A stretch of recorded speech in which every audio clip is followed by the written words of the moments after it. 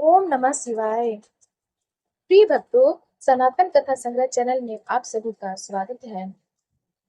प्रिय भक्तों, आज सावन का चौथा सोमवार है और सावन का सोमवार धार्मिक महत्व से बहुत ही खास माना गया है और यह शिव तत्व की प्राप्ति के लिए सबसे उत्तम और प्रभावशाली अवसर माना जाता है। इस अवसर पर यदि आप सच्ची श्रद्धा से भगवान शिव की पूजा करें और व्रत रखें तो शिव जी आपकी मनोकामना पूरी करेंगे। आपके जीवन से हर प्रकार के तनाव और कष्ट को दूर करते हैं। व्रत रखने के साथ ही सावन सोमवार की कथा का पाठ करना भी जरूरी होता है।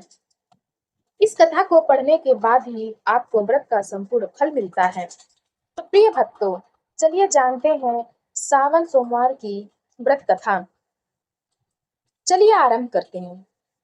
मृत्यु लोक में भ्रमण करने की इच्छा करके एक समय श्री भूतनाथ भगवान भोलेनाथ माता पार्वती के साथ मृत्यु लोक में पधारे। भ्रमण करते करते दोनों विदर्भ देशांतर कर अमरावती नाम की अति रमणीक नगरी में पहुंचे। अमरावती नगरी स्वर्ग के सदृश सभी प्रकार के सुखों से परिपूर्ण थी। उसमें वहां के महाराज द्वारा बनवाया हुआ अति रमणीक शिव जी का मंदिर भी था। भगवान शंकर भगवती पार्वती के साथ इस मंदिर में निवास करने लगे। एक समय माता पार्वती जी भगवान भोलेनाथ को प्रसन्न देखकर बोली, हे महाराज, आज तो हम दोनों चौसर खेलेंगे। शिव जी ने प्राण प्रिया की बात को मानकर और चौसर खेलने लगे। उसी समय मंदिर का पुजारी ब्राह्मण मंदिर में पूजा करने आया। माता पार्वती ने पुजारी से प्रश्न किया, पुजारी जी बताओ, इस बाजी में हम दोनों में से किसकी जीत होगी? ब्राह्मण बिना विचारे जल्दी से बोल उठा कि महादेव जी की जीत होगी। थोड़ी देर में बाजी समाप्त हो गई और जीत गई और पार्वती जी जीत गई। पार्वती जी को बहुत गुस्सा आया और ब्राह्मण को झूठ बोलने के अपराध के कारण श्राप देने चली। भोलेनाथ ने पार्वती को बहुत समझाया, लेकिन उन्होंने ब्राह्मण को कोढ़ी होने का श्राप दे दिया। कुछ समय बाद पार्वती जी के श्रापवश पुजारी के शरीर में फोड़ पैदा हो गया। वह बहुत अधिक दुखी रहने लगा।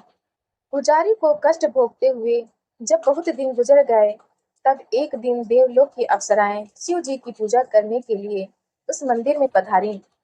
पुजारी के कोढ़ के कष्ट को देखकर उन्हें बड़ी दया आई। उन्होंने उससे रोगी होने का कारण पूछा। पुजारी ने निसंकोच सारी बातें बता दी। वे अप्सराएं बोली, हे पुजारी, अब तुम अधिक दुखी मत होना। सावन सोमवार का व्रत भक्ति भाव से करो। पुजारी ने अप्सराओं से व्रत की विधि पूछी। अप्सराओं ने बताया, सोमवार को भक्ति भाव से व्रत करो, साफ वस्त्र पहनो, संध्या व उपासना के बाद आधा सेर गेहूं का आटा लो और उसके 3 भाग कर लो। घी, गुड़, दीप, नैवेद्य, मूंगफली, बेलपत्र, जनेऊ, जोड़ा चंदन, अक्षत पुष्पादि से प्रदोष काल में भगवान शिव की पूजा करो। उसके बाद 3 भागों में से एक भाग शिव जी को अर्पित करो, बाकी 2 शिव जी का प्रसाद समझकर उपस्थित लोगों में बांट दो और आप भी प्रसाद समझकर खाओ। इस विधि से 16 सोमवार व्रत रखो। 17वें सोमवार को 5 सेर पवित्र गेहूं के आटे की बाटी बनाओ, उसमें घी और गुड़ मिलाकर चूरमा बनाओ। भगवान भोलेनाथ को भोग लगाकर उपस्थित भक्तों में बांट दो।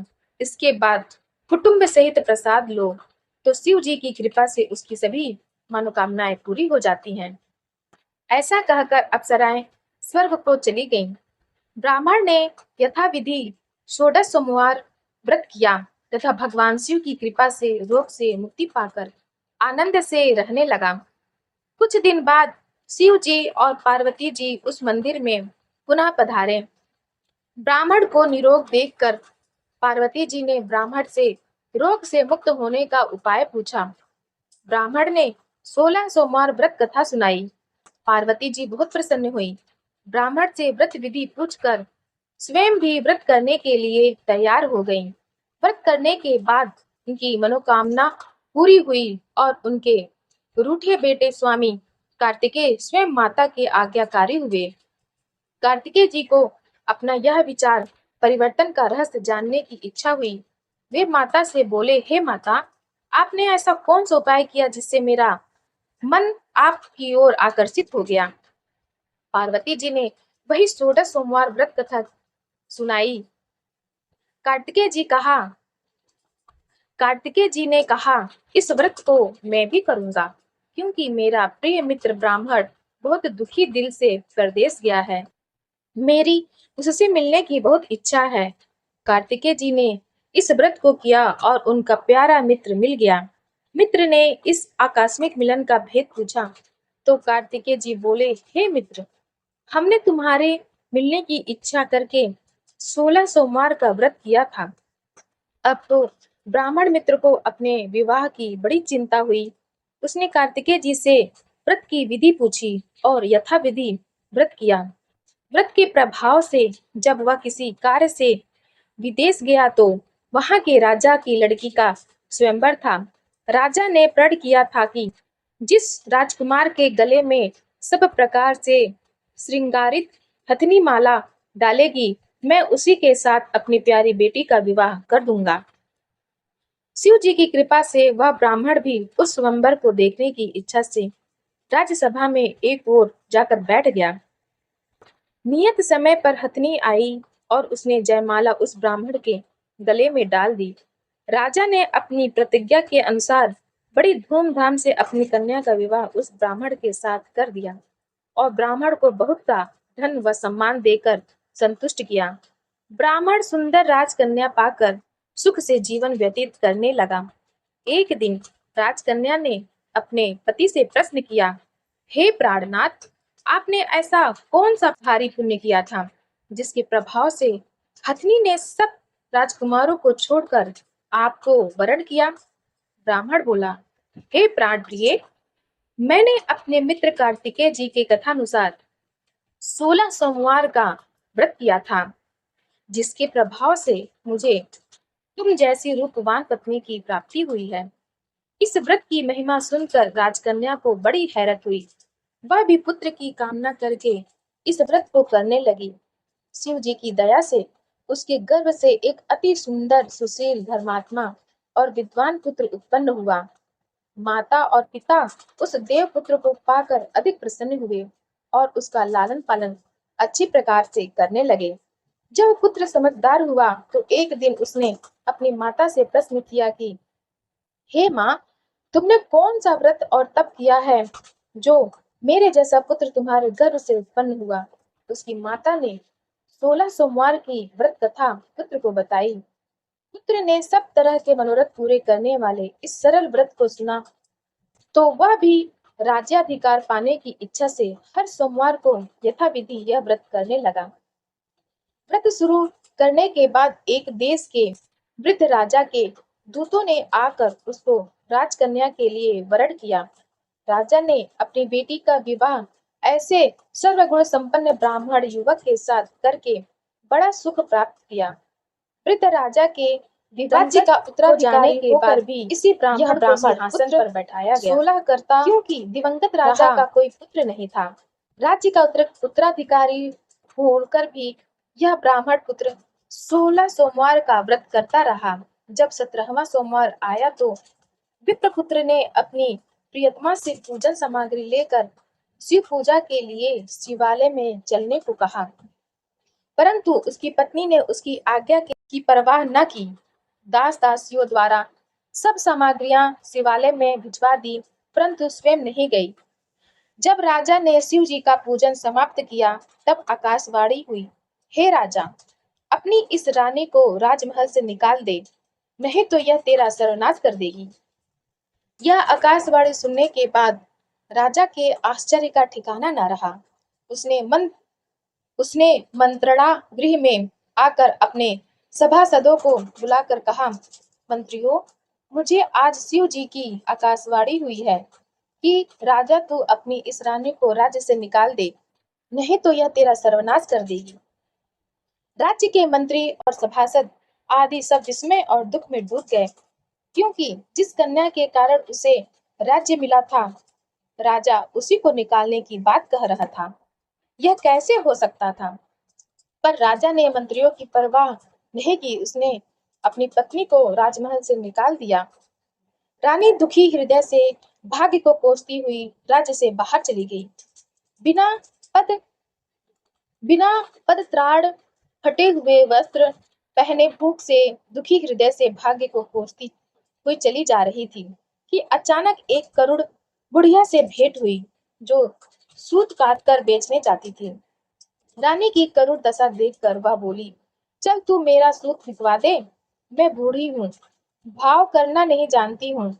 यह बात सुन रानी ने बुढ़िया के सिर से सूत की गठरी उतार कर अपने सिर पर रख ली। थोड़ी देर के बाद आंधी आ गई और बुढ़िया का सूत पोटली सहित उड़ गया। बेचारी बुढ़िया पछताती रह गई। उसने रानी को अपने से दूर रहने को कहा। इसके बाद रानी एक तेली के घर गई, तो शिव जी के प्रकोप के कारण तेली के सभी मटके उसी क्षण चटक गए। तेली ने भी रानी को अपने घर से निकाल दिया। बहुत से दुख उठाती रानी एक नदी के किनारे गई, तो नदी का सारा जल सूख गया। उसके पश्चात रानी एक जंगल में गई। वहां सरोवर में पानी पीने गई, तो उसके हाथ का स्पर्श होते ही सरोवर का नीलकमल के समान जल असंख्य कीड़ोंमय होकर गंदा हो गया। रानी ने भाग्य पर दोष रोपण करते हुए उस जल को पीकर पेड़ की शीतल छाया में विश्राम करना चाहा, परंतु वह जिस पेड़ के नीचे विश्राम करती, उस पेड़ के पत्ते तुरंत टूटकर गिर जाते थे। वन, सरोवर, जलाशय की ऐसी दशा देख गौ चराते ग्वालों ने अपने गुसाई अपने गुसाई जी से, जो उस जंगल में स्थित मंदिर में पुजारी थे, उनको यह बात बताई। गुसाई जी के आदेशानुसार ग्वाले रानी को पकड़कर गुसाई जी के पास लाए। रानी की मुख कांति और शरीर शोभा देखकर गुसाई जी जान गए कि यह अवश्य ही कोई विधि की गति की मारी कुलीन स्त्री है। पुजारी रानी से कहा, पुत्री, मैं तुमको अपनी पुत्री के समान रखूंगा, तुम मेरे आश्रम में आकर रहो, मैं तुम्हें किसी प्रकार का दुख नहीं होने दूंगा। गुसाई जी के वचन सुनकर रानी को धीरज हुआ, वह आश्रम में रहने लगी। रानी जो भोजन बनाती उसमें कीड़े पड़ जाते, जल भर कर लाती उसमें भी कीड़े पड़ जाते। रानी की यह दशा देख गुसाई जी भी बड़े दुखी हुए और रानी से बोले, हे पुत्री, तुम्हारे ऊपर कौन से देवता का प्रकोप है, जिससे तुम्हारी ऐसी हालत हुई है? पुजारी जी की बात सुनकर रानी ने शिव जी महाराज के पूजन का बहिष्कार की बात बताई। तो पुजारी जी शिव जी महाराज की अनेक प्रकार से स्तुति करते हुए रानी से बोले कि पुत्री, सब मनोरथ पूरे करने वाले 16 सोमवार व्रत को करो, उसके प्रभाव से इस कष्ट से मुक्त हो सकोगी। गुसाई जी की बात मानकर रानी ने 16 सोमवार व्रत की पूजन का बहिष्कार की बात बताई। तो पुजारी जी शिव जी महाराज की अनेक प्रकार से स्तुति करते हुए रानी से बोले कि पुत्री, सब मनोरथ पूरे करने वाले 16 सोमवार व्रत को करो, उसके प्रभाव से इस कष्ट से मुक्त हो सकोगी। गुसाई जी की बात मानकर रानी ने 16 सोमवार व्रत किए। 17वें सोमवार को विधि विधान सहित पूजन किया। उस पूजा के प्रभाव से राजा के हृदय में विचार आया कि रानी को गए हुए बहुत समय बीत गया, ना जाने कहाँ कहाँ भटकती होगी, उसे ढूंढना चाहिए। यह सोचकर रानी को तलाश करने के लिए राजा ने चारों दिशाओं में दूत भेजे। वे दूत रानी को तलाश करते हुए गुसाई जी के आश्रम में पहुंचे। वहां रानी को पाकर उनसे रानी को अपने साथ ले जाने का आग्रह करने लगे, परंतु गुसाई जी ने मना कर दिया। दूत चुपचाप वापस लौट आए और राजा को रानी का पता बतलाया। रानी का पता पाकर राजा गुसाई जी के आश्रम में गए और उनसे कहा, महाराज, जो देवी आपके आश्रम में रहती है, वह मेरी पत्नी है। शिव जी के प्रकोप के कारण मैंने उसको त्याग दिया था। अब मैं भोलेनाथ की कृपा से उसे लेने आया हूँ। कृपया मुझे अपनी पत्नी को साथ ले जाने की आज्ञा दें। यह सुनकर गुसाई जी बड़े प्रसन्न हुए। उन्होंने रानी को राजा के साथ जाने की अनुमति दे दी। राजा बड़ी प्रसन्नता से रानी को महल में लेकर आया। सारे राज्य में उत्सव मनाया गया और चारों तरफ प्रसन्नता की लहर दौड़ गई। सारी प्रजा ने अपनी रानी के आने पर खुशियां मनाई। राजा और रानी फिर नियम पूर्वक 16 सोमवार के व्रत का पालन करते हुए बहुत समय तक आनंद पूर्वक भूलोक पर निवास करते रहे। अंत समय में दोनों को मोक्ष की प्राप्ति हुई। इस प्रकार जो मनुष्य 16 सोमवार के व्रत को श्रद्धा पूर्वक करता है, उसकी सभी मनोकामनाएं भगवान शिव की कृपा से पूर्ण होती है और उसे मोक्ष की प्राप्ति होती है। प्रिय भक्तगण, कथा अच्छी लगी हो तब आप हमारे चैनल सनातन कथा संग्रह को लाइक करें, शेयर करें और सब्सक्राइब करें, ताकि जब हम अपना अगला वीडियो डालें तब आप सभी श्रोतागण के पास सबसे पहले पहुंचे। धन्यवाद।